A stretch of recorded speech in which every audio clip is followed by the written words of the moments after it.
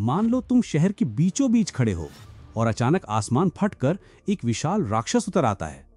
सेना, लड़ाकू विमान कुछ भी उसे रोक नहीं पा रहे। चारों तरफ तबाही, डर और मौत का साया, और उस नर्क से तुम बस कुछ ही मिनटों में भाग सकते हो, या शायद नहीं। आज की कहानी कुछ ऐसी ही एक डरावनी घटना है, जहां प्यार, हिम्मत और जिंदा रहने की जंग एक साथ टकराते हैं हकीकत की दीवार से। तो दोस्तों, आज जिस मूवी की बात करेंगे उसकी शुरुआत ही एक डरावनी सीन से होती है। एक भाई अचानक कैमरे में कैद कर लेता है कि एक विशाल राक्षस शहर पर हमला कर रहा है। सड़कों पर लोग भाग रहे हैं, चारों ओर अफरा तफरी मची हुई है। यहां तक कि टैंक और लड़ाकू विमान से भी उस राक्षस को रोका नहीं जा रहा। इस भयानक स्थिति की शुरुआत दरअसल कुछ दिन पहले हुई थी, जब इंटरनेशनल स्पेस स्टेशन में एक पार्टिकल एक्सेलरेटर का टेस्ट चल रहा था। उस टेस्ट में एक बड़ी गलती हो जाती है। समानांतर दुनिया की दीवार टूट जाती है और उसी रास्ते से धरती पर आ जाते हैं कुछ अजीबोगरीब और विशाल राक्षस। इन सब के बारे में कुछ नहीं जानता था रॉट नाम का एक लड़का, जो अपने दोस्तों के साथ अपने विदाई पार्टी में शामिल होने गया था। कुछ दिनों बाद रॉट विदेश जाने वाला है, एक बड़ी कंपनी में वाइस प्रेसिडेंट बनने के लिए। इसी वजह से पार्टी रखी गई थी, लेकिन रॉट का मन कहीं और था। पार्टी में उसकी गर्लफ्रेंड बेस आती है। रॉट बहुत खुश होकर उसे गले लगाने जाता है, लेकिन देखता है कि बेस के साथ खड़ा है एक अनजान लड़का। तभी वो समझ जाता है बेस ने उसे छोड़ दिया है। यथार्थवादी बेस साफ कह देती है, जब रॉट विदेश चला जाएगा तो ये रिश्ता नहीं टिकेगा। मन दुखी होने के बावजूद रॉट कुछ नहीं कहता और उन्हें जाने देता है। इसके बाद होता है सबसे अजीब वाकया। अचानक इमारत हिलने लगती है, शहर की सारी बत्तियां गुल हो जाती हैं। टीवी कहता है हल्का भूकंप, लेकिन रॉड को शक होता है। वो छत पर चढ़कर देखता है एक बिल्डिंग धमाके में उड़ चुकी है। आग और मलबा गिरते हुए आ रहा है। सब लोग सीढ़ियों के कमरे में दौड़कर छुप जाते हैं। नीचे उतरकर वो देखते हैं सड़क पर पड़ा है एक विशाल पत्थर जैसा कुछ। पास जाकर देखते हैं वो तो स्टैचू ऑफ लिबर्टी का कटा हुआ सिर है। सब डर जाते हैं, क्योंकि अब साफ होता है कि ये भूकंप नहीं था। फिर एक गरज सुनाई देती है और धुएं का बादल शहर की ओर बढ़ता है। सब लोग पास के एक सुपरमार्केट में घुस जाते हैं। थोड़ी देर बाद जब हालात थोड़े शांत होते हैं, वो बाहर आते हैं और देखते हैं पूरा शहर तबाह हो चुका है। तब रॉट और उसके दोस्त तय करते हैं कि शहर छोड़ना ही होगा, नहीं तो वो उन राक्षसों की पकड़ में आ जाएंगे। गाड़ी खराब है, इसलिए पैदल ही चलना पड़ेगा। चलते चलते वो एक ब्रिज पर पहुंचते हैं। वहां भी स्टैचू ऑफ लिबर्टी का सिर पड़ा होता है। रॉट कैमरामैन से कहता है कि उसे रिकॉर्ड करे। उसी समय रॉट का फोन बजता है। दूसरी ओर बेस रोते हुए बताती है कि वो अपने अपार्टमेंट में फंसी हुई है। उसके कंधे में चोट आई है और किसी भी समय बिल्डिंग गिर सकती है। फोन रखने से पहले ही राक्षस का एक विशाल सूंड ब्रिज पर गिरता है। ब्रिज टूट जाता है और बहुत से लोग पानी में गिर जाते हैं। रॉट और उसके दोस्त किसी तरह बच जाते हैं। रॉट तय करता है कि बेस को बचाना ही होगा, लेकिन फोन की बैटरी खत्म हो जाती है। वो पास की एक दुकान से चार्जर लेता है। उसी समय टीवी पर खबर आती है सेना भी उस राक्षस को नहीं रोक पा रही, बल्कि उसके शरीर से और भी छोटे छोटे खतरनाक राक्षस निकल रहे हैं। फोन चार्ज होते ही बेस फिर से फोन करती है, कहती है वो अब हिल भी नहीं पा रही। दीवार में दरारें आ गई हैं, अगर अभी कोई नहीं आया तो वो मर जाएगी। दोस्तों के मना करने पर भी रॉड तय करता है जो भी हो जाए वो बेस को बचाकर ही लाएगा। उसी समय एक और विशाल राक्षस शहर में घुस आता है, जिसके पैर किसी ऊंची इमारत जैसे हैं। कमांडो और टैंक से भी उसका कुछ नहीं हो पा रहा। रॉट और उसके दोस्त जान बचाकर मेट्रो स्टेशन की ओर दौड़ते हैं। लगता है यहीं थोड़ी सुरक्षा मिल सकती है। रॉट के दिमाग में आता है क्योंकि ट्रेनें नहीं चल रही, इसलिए मेट्रो की सुरंग के रास्ते चलकर सीधे बेस के फ्लैट के इलाके तक पहुंचा जा सकता है। इस फैसले के साथ वे आगे बढ़ते हैं। कैमरे की लाइट जलाकर वो चल रहे होते हैं, तभी पीछे से चिल्लाहट सुनाई देती है।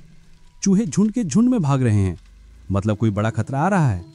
कैमरामैन नाइट विजन में देखता है दीवारों पर छोटे छोटे राक्षस चिपके हुए हैं। तुरंत सभी भागने लगते हैं। भागते समय एक साथी गिर जाता है। उसे बचाने के चक्कर में राक्षस से लड़ाई होती है। अंत में वे वहां से भाग निकलते हैं, लेकिन एक लड़की के कंधे में काट खा जाता है।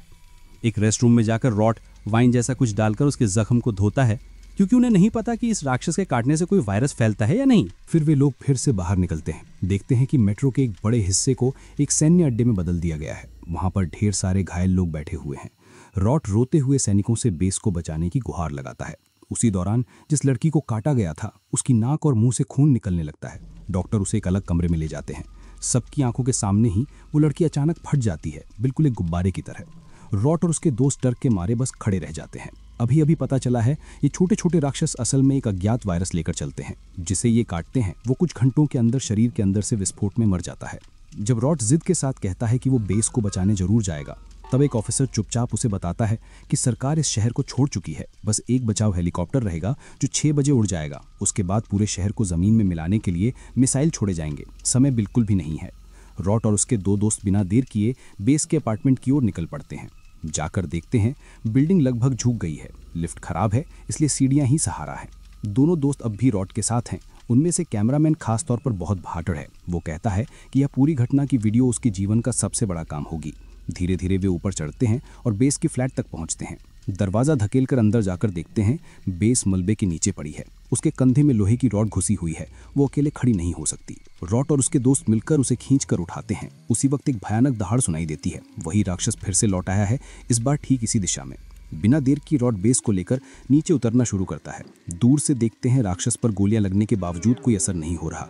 वो जितनी तेजी से हो सके नीचे उतरते हैं, लेकिन बीच रास्ते में फिर से छोटे राक्षस से सामना होता है। रॉट तब बिना कुछ सोचे पास की फायर एक्सटिंग्विशर की कुल्हाड़ी से सीधे उस राक्षस के सिर पर वार करता है। किसी तरह वे दौड़कर बाहर निकल आते हैं, लेकिन देखते हैं बाहर वही विशाल राक्षस पूरे इलाके को तहस नहस कर रहा है। सेना के टैंक तक उसका कुछ नहीं बिगाड़ पा रहे। आखिरी ताकत लगाकर वे लोग सेना के इवैक्यूएशन पॉइंट तक पहुंच जाते हैं। उनके साथ की एक लंबी बालों वाली लड़की सबसे पहले हेलीकॉप्टर पर चढ़ जाती है, क्योंकि वो तब पूरी तरह भर चुका था। रॉट, बेस और कैमरामैन खड़े रहते हैं अगले हेलीकॉप्टर का इंतजार करते हुए, लेकिन तभी वही राक्षस वहां पहुंच जाता है। सेना को उड़ान समय से पहले शुरू करनी पड़ती है। आखिरकार रॉट, बेस और कैमरामैन उसी हेलीकॉप्टर में चढ़ जाते हैं। ऊपर उठते समय वे देखते हैं नीचे का पूरा अड्डा उस राक्षस ने जमीन में मिला दिया है। तभी एक विशाल बम वर्षक विमान आता है और लगातार बम गिराने लगता है। धुएं के बीच ऐसा लगता है शायद राक्षस खत्म हो गया, लेकिन अगले ही पल उस धुएं के अंदर से एक विशाल चेहरा बाहर निकलता है। उनका हेलीकॉप्टर तब नियंत्रण खोकर नीचे गिरने लगता है। अविश्वसनीय लेकिन सच, रॉट, बेस और कैमरामैन बच जाते हैं। अचानक वॉकी टॉकी में घोषणा सुनाई देती है कि शहर के विनाश की उल्टी गिनती शुरू हो गई है। बस 15 मिनट बचे हैं। तीनों एक दूसरे को पकड़कर भागने की कोशिश करते हैं, लेकिन तभी कैमरामैन कहता है कि उसका कैमरा गिर गया है। उसके बिना इन घटनाओं का कोई सबूत नहीं बचेगा। वो पीछे लौटता है, तभी एक विशाल लंबे पैरों वाला राक्षस उसे एक लात में उड़ा देता है।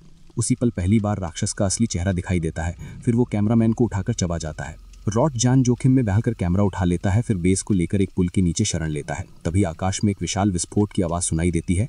पूरा शहर जैसे हिल उठता है। उन्हें पता था यही अंत है। शहर छोड़ने का अब कोई समय नहीं बचा था। सीमा अभी भी बहुत दूर थी। इसलिए रॉट आखिरी बार कैमरे में सब कुछ रिकॉर्ड करके छोड़ देता है, जिससे भविष्य में कोई देखे तो कुछ सीख सके। यही था कैमरामैन की आखिरी इच्छा।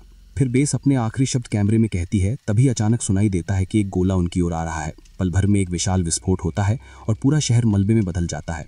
यही थी क्लोवरफील्ड फिल्म की पूरी कहानी, जहां दिखाया गया है कि जब धरती पर राक्षसों का हमला होता है तब क्या होता है। और अगर तुम चाहते हो तो कमेंट में बताओ कि अगली फिल्म किस पर एनालिसिस करूं। वीडियो अच्छा लगे तो सब्सक्राइब, लाइक और शेयर करना मत भूलना। मिलते हैं अगली कहानी में।